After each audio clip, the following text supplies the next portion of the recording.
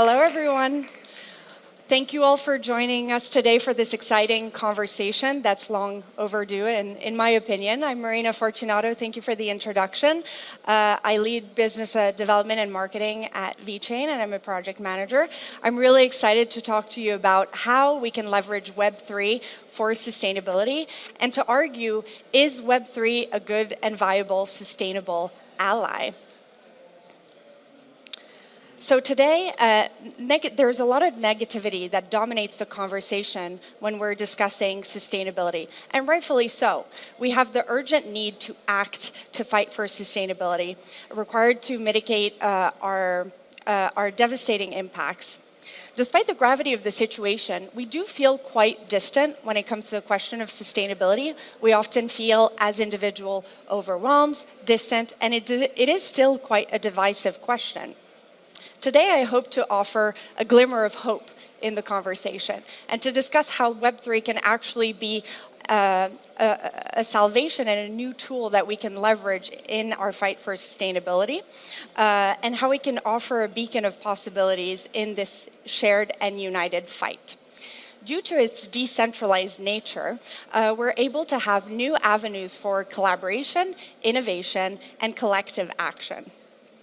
Hopefully, leveraging Web3 will be able to promise a more equitable and promising, but also profitable future for us all. It's no surprise that nowadays, sustainability is the most pressing global issue at hand. In case someone still needed a statistic to support that argument, 68% of the global animal population has decreased since 1970. We therefore have an urgent need to act. Again, this is only one of the many metrics that we have on hand in order to support this pressing argument. Since biodiversity, but sustainability at large, affects our quality of life, each and every single one of us, this is a shared and common challenge. So how do we unite to tackle it? Before reasoning on a potential solution together, let's define the problem at hand.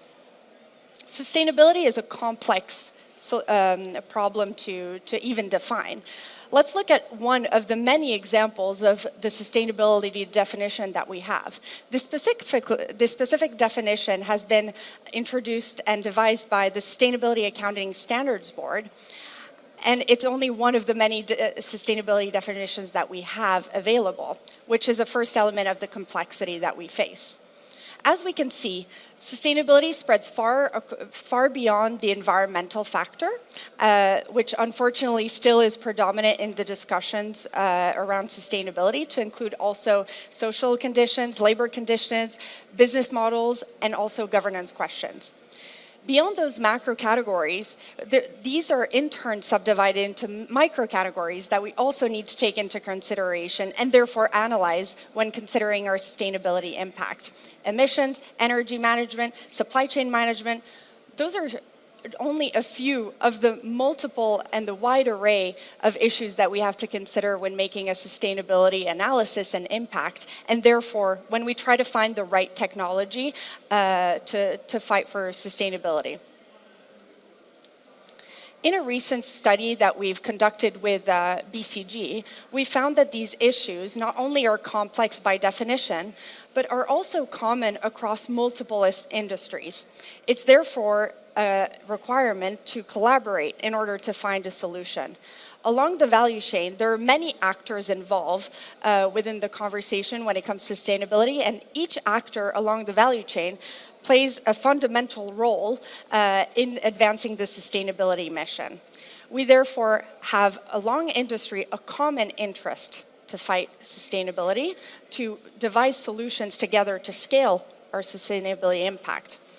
However, each industry experiences sustainability challenges in a very different way, even though it is a shared challenge. The SDGs now provide means and tools in order to collaborate between government, institutions, and enterprises. However, it doesn't necessarily provide the similar tools that we need to collaborate on an individual action.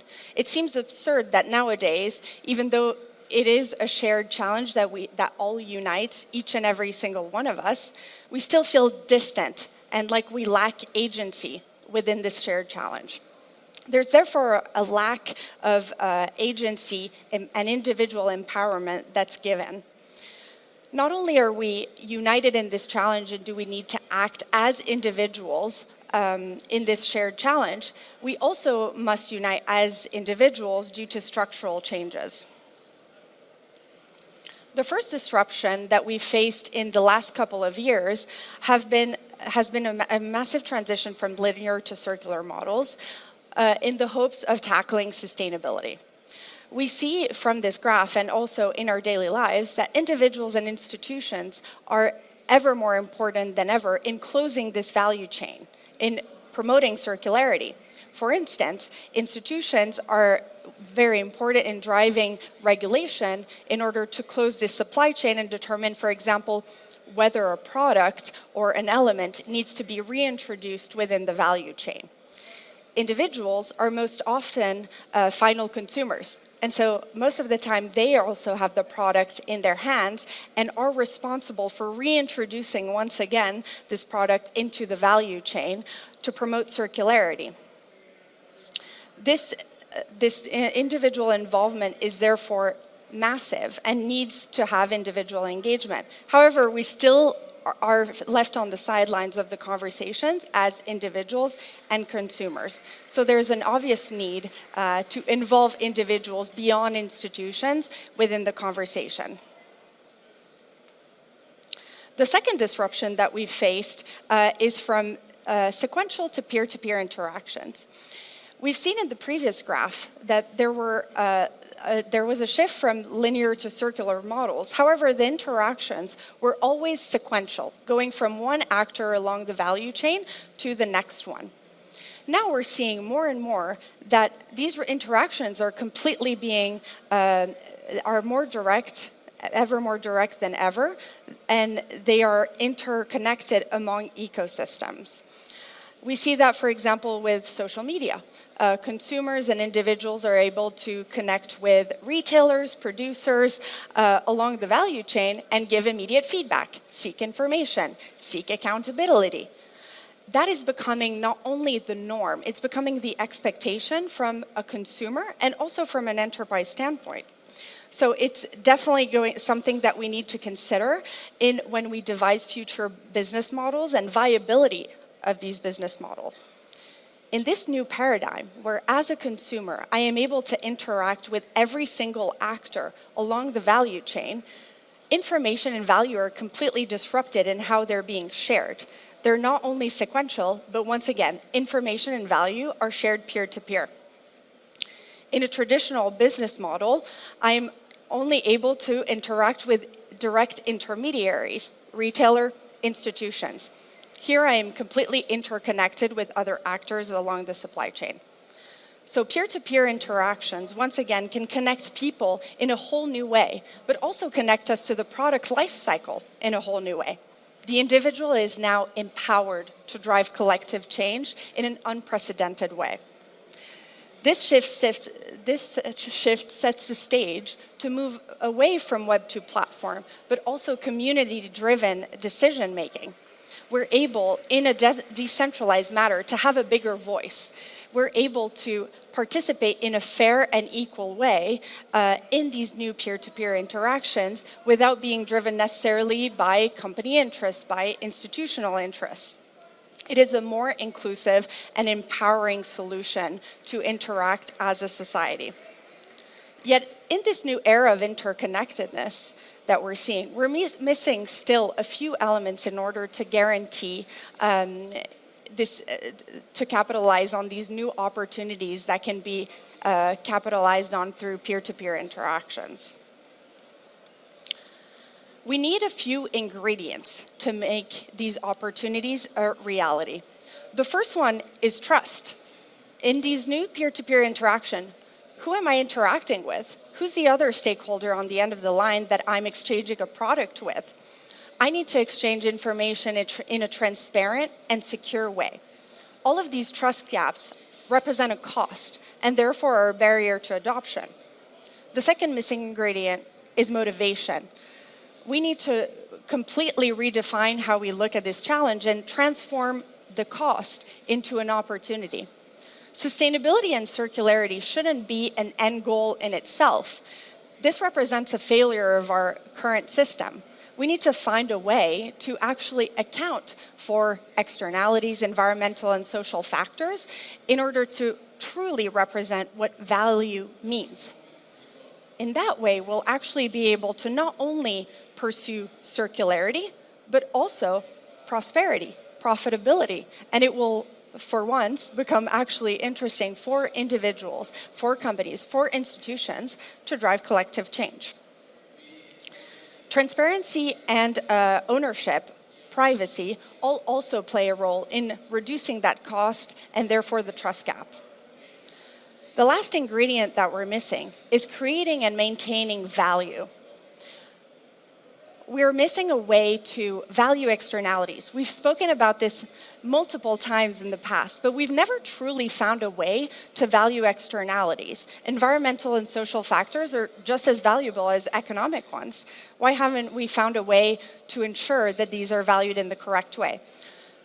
Not only do we need to account and attribute value to these elements, we need to monetize them and make them circulate. Only then will we have a renewed sense of what an economy looks like. So Web3 goes beyond just being a buzzword that you hear in newsletter or see at your company meeting. It is a cost-effective way to actually tackle the issues and disruptions that we're seeing on a macro level.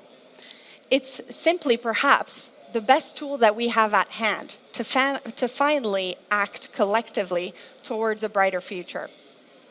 Web3 tools not only enable us to actually take ownership of the sustainability challenge that we have at hand, but it actually enables us to generate value while doing so. Again, making it interesting for every stakeholder to be interested in sustainability and to feel like they have a stake in what's at hand. Web3 and sustainability seem to go hand in hand. Web3 provides the tools to provide transparent peer-to-peer interactions, incentivize individuals in collective action, and redistribute the value to make every single actor directly compensated for acting sustainably, for making a sustainable choice. So Web3 empowers people, creates and enables to circulate value, and finally, incentivizes individual. Funny how that seems to exactly answer the needs that we've identified required for collaboration. There's almost an immediate mirroring between the benefits offered by Web3 that have not been immediate, but that have grown over time. And it seems like the more we go ahead, the more symbiosis we're discovering between Web3 potential and the sustainability challenge at heart. So let's get into a couple of more technological components that are able to actually support us in our sustainability initiatives. First, we're actually able to create value in a whole unprecedented way. We've mentioned before that one of the main challenges was to actually value externalities. Web3 enables us to do just that. Through tokens, we're actually able to monetize and to tokenize environmental and social factors beyond the economic realm. If I take a product, for example, a bag, right now I only consider its economic value. I only consider its cost of production when I value it as a society.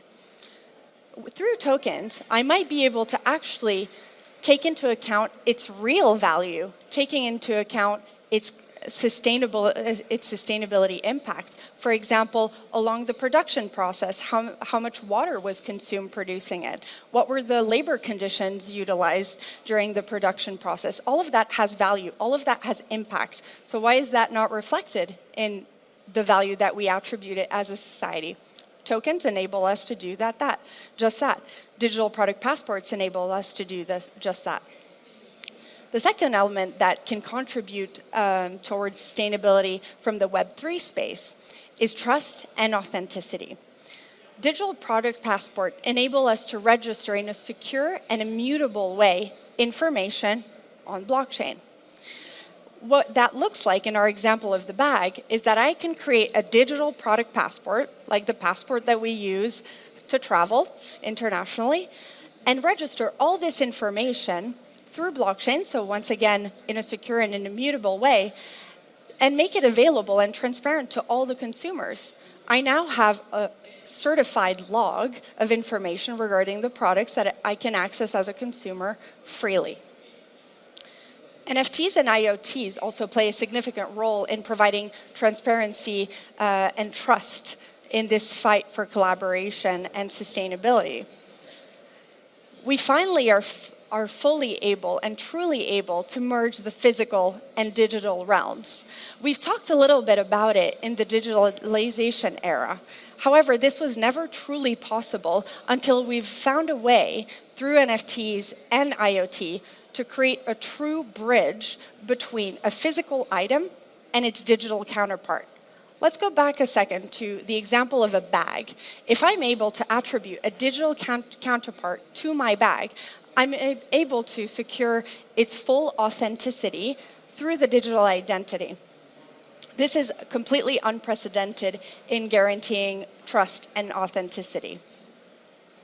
Another element that's extremely important that we've tackled before is peer-to-peer interaction. The decentralized nature and decentralized organizations that are introduced in Web3 actually enable us to have these peer-to-peer interactions in a completely unobstructed way without relying on a centralized authority.